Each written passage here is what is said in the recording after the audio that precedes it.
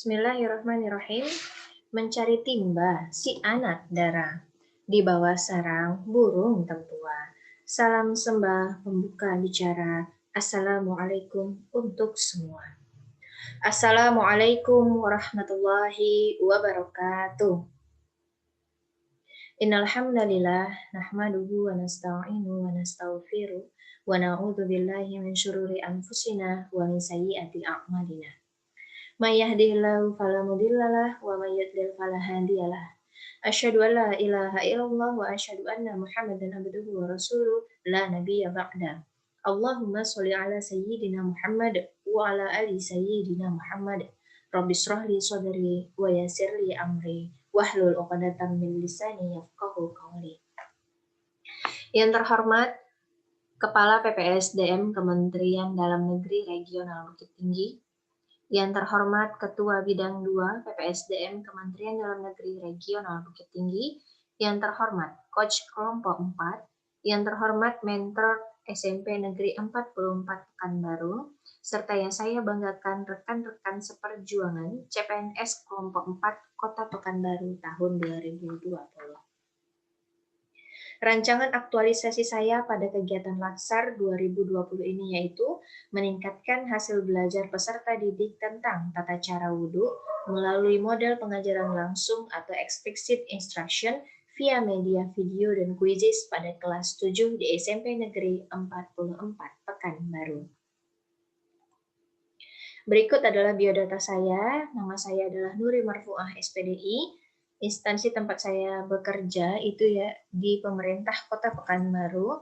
Unit kerja saya di SMP Negeri 44 Pekanbaru. Jabatan saya adalah guru agama Islam ahli pertama dengan nomor daftar hadir A9A43.1. Latar belakang saya memilih judul ini adalah karena adanya pembelajaran jarak jauh atau PJJ yang kita sering kenal dengan dalam jaringan atau daring. Pandemi COVID-19 memaksa kebijakan social distancing atau di Indonesia lebih dikenal dengan psycho distancing, menjaga jarak fisik untuk meminimalkan persebaran COVID-19. Menteri Pendidikan Kebudayaan Republik Indonesia Nadiem Anwar Makarim merespon dengan kebijakan pembelajaran jarak jauh atau PJJ. Dengan adanya proses pembelajaran daring sesuai dengan instruksi Menteri Pendidikan, maka guru harus benar-benar memperhatikan belajar siswa yang dilakukan secara online. Hal ini menjadi PR serius untuk guru pendidikan agama Islam atau budi pekerti yang kita singkat dengan PAI dan BP agar tetap memotivasi anak didik untuk tetap belajar di rumah dalam masa pandemi COVID-19 ini. Banyak sarana yang pada akhirnya diterapkan oleh tenaga pendidik untuk melaksanakan kegiatan belajar mengajar secara jarak jauh. Sarana pembelajaran jarak jauh tersebut tentu tidak dapat dihindari dari perkembangan teknologi informasi dan komunikasi. Sarana pembelajaran tersebut antara lain Google Meet, aplikasi Zoom, Google Classroom, YouTube, televisi, maupun media sosial seperti WhatsApp, di mana semua sarana tersebut dilaksanakan dari perkembangan teknologi, informasi, dan komunikasi yang semakin maju. Begitu pula dengan guru mata pelajaran, PAI, dan BP, juga harus menyesuaikan diri dengan kondisi dan tuntutan zaman, sehingga guru PAI dan BP turut melakukan inovasi dalam pembaruan terhadap gaya mengajar dalam kondisi daring seperti saat ini. Salah satu submateri pendidikan agama Islam di kelas 7 adalah tentang wudhu. Sebelum siswa bisa mengamalkan wudhu dalam kehidupan sehari-hari untuk mengawali ibadah sholat, tentu siswa harus mampu memahami segala sesuatu mengenai wudhu.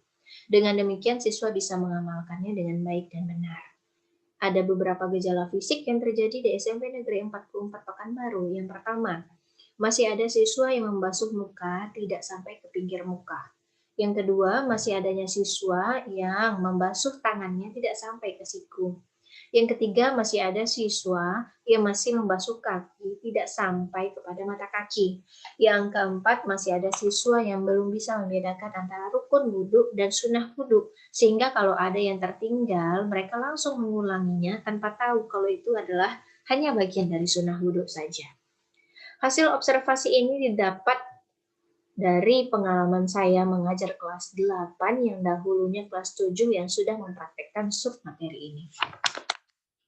Mata pelajaran PAI dan BP belum memiliki sarana dalam platform online yang bisa lebih memudahkan siswa maupun guru mata pelajaran dalam mengukur tingkat ketercapaian indikator mata pelajaran yang efektif, efisien, dan menyenangkan. Sehingga guru membutuhkan sarana platform online untuk mengatasi kejenuhan kegiatan pembelajaran selama PJJ ini. Dalam hal ini, saya memilih Quizizz sebagai platform online untuk mengukur ketercapaian indikator belajar siswa, sedangkan dalam prosesnya, saya akan membuat video di mana saya sebagai model dalam pelaksanaan praktek yang akan diupload ke channel YouTube SMP Negeri 44 Pekanbaru. Visi dari SMP 44 Pekanbaru yaitu terwujudnya peserta didik yang religius, berkarakter, berprestasi, mandiri, dan berwawasan lingkungan, di mana nilai-nilai organisasi ada 13 yang bisa kita lihat di slide ini. Kemudian yang menjadi role modelnya yaitu Kiai Haji Fatur Rozi. Di bab 2, kita akan menemukan identifikasi isu dan penetapan gagasan. Yang pertama, perumusan isu rendahnya hasil belajar peserta didik tentang tata cara wudhu di kelas 7 SMP Negeri 44 Pekanbaru, di mana pernyataan isunya yaitu rendahnya hasil belajar peserta didik, fokusnya yaitu tata cara wudhu, ya, kemudian lokusnya di kelas 7 SMP Negeri 44 Pekanbaru. Berikut saya paparkan mengenai tabel matriks USG, di mana ada U sebagai urgensi, penting atau tidaknya, S seriousness, serius enggak sih masalah ini, kemudian G atau growth, gimana pertumbuhan masalah ini. Kemudian, untuk masalah pertama yang bisa kita temukan di SMP Negeri 44 Pekanbaru, yaitu yang pertama belum optimalnya kegiatan ekstrakurikuler baca tulis Al-Quran di SMP Negeri 44 Pekanbaru. Al-Quran ini adalah kitab suci umat Islam yang berlaku sepanjang masa, sehingga kewajiban setiap muslim adalah mempelajarinya. Rendahnya kemampuan baca Al-Quran siswa SMP Negeri 44 dan kurang rapinya tulisan siswa-siswi SMP Negeri 44 Pekanbaru dalam menulis huruf hijaiyah dan potongan ayat menjadi salah satu penyebab problematika yang juga harus segera diselesaikan. Yang kedua yaitu ketiadaan fasilitas musola SMP Negeri 44 Pekanbaru. Saat ini SMP Negeri 44 Pekanbaru belum memiliki musola sebagai fasilitas penunjang kenyamanan dalam beribadah ketika siswa-siswi melaksanakan sholat fardu. Sehingga sementara ini siswa-siswi SMP Negeri 44 Pekanbaru jika sekolah melaksanakan sholat fardu di sepanjang koridor sekolah. Nah, hal ini menjadi krusial untuk diangkat. Kenapa? Karena fasilitas musola ini merupakan penunjang kenyamanan kita dalam melaksanakan sholat fardu. Yang ketiga, rendahnya hasil belajar peserta didik tentang tata cara wudhu di kelas 7 SMP Negeri 44 Pekanbaru. Sahnya sholat tergantung dari sah atau tidak sahnya seseorang dalam melaksanakan wudhu. Dalam penerapannya, praktek wudhu itu adalah kegiatan ibadah sepanjang masa yang dipelajari saat ini dan bermanfaatnya itu tidak hanya pada masa sekarang, tetapi juga pada masa saat yang akan datang. Siswa-siswi SMP 44 masih belum sempurna dalam menerapkan praktek wudhu dalam kehidupan sehari-hari, sehingga menjadi masalah yang benar-benar harus segera dituntaskan secepat mungkin dan sesegera mungkin.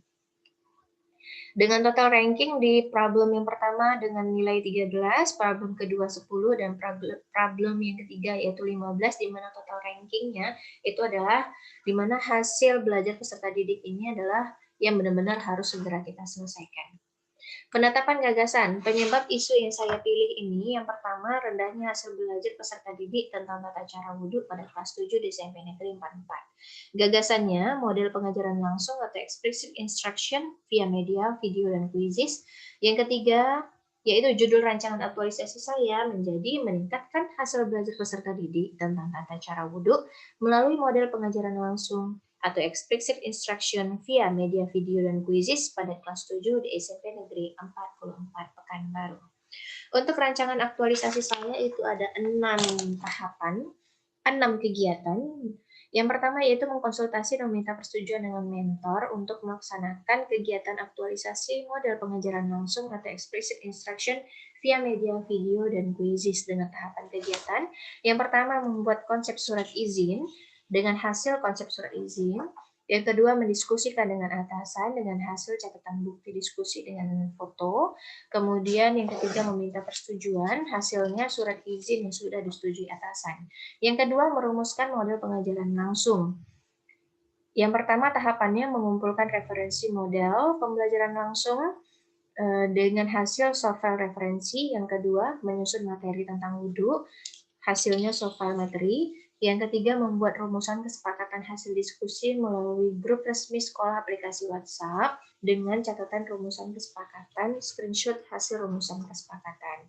Yang ketiga, membuat rancangan model pengajaran langsung atau explicit instruction. Yang pertama yaitu mendesain rancangan video wudhu yang benar sesuai syariat dengan guru sebagai model pembelajaran. Yang kedua, membuat rancangan platform quizzes sebagai bentuk evaluasi akhir. Yang ketiga, mendiskusikan dan meminta persetujuan langsung dengan atasan. Yang keempat, melaksanakan sosialisasi. Yang pertama tahapannya membuat materi sosialisasi, yang kedua membuat indikator berdasarkan submateri, yang ketiga membuat jadwal kegiatan pelaksanaan. Yang keempat, mengumpulkan siswa dalam grup belajar online melalui aplikasi WhatsApp.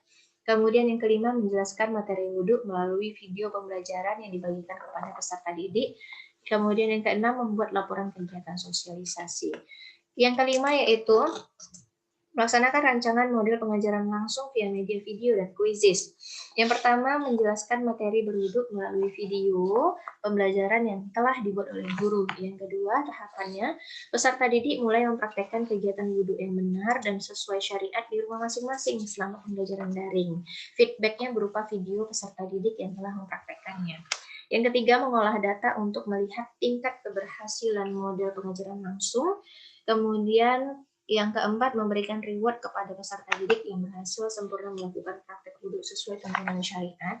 Kemudian yang keenam, tahapan kegiatan rancangan aktualisasi yaitu membuat laporan kegiatan. Yang pertama, saya akan mengumpulkan data-data yang akan dibuat ke dalam laporan. Kemudian yang kedua, membuat laporan hasil kegiatan. Yang ketiga, menyerahkan laporan kepada atasan untuk bisa disetujui. Nah, demikianlah rancangan aktualisasi ini saya buat sebagai dasar untuk melaksanakan habituasi di sekolah dalam rangka menerapkan nilai-nilai akuntabilitas, nasionalisme, etika publik, komitmen mutu, dan anti korupsi atau yang kita singkat dengan ANEKA. Terima kasih atas perhatiannya. Jazakumullahu khairan katsiran. Semoga Allah membalas dengan kebaikan yang banyak. Saya tutup dengan mana diungkap santun bitara, pantun dilantun mengusik hati, salah dan khilaf tutur bicara, mohon diampun seikhlas hati. Saya tutup dengan wassalamualaikum warahmatullahi wabarakatuh.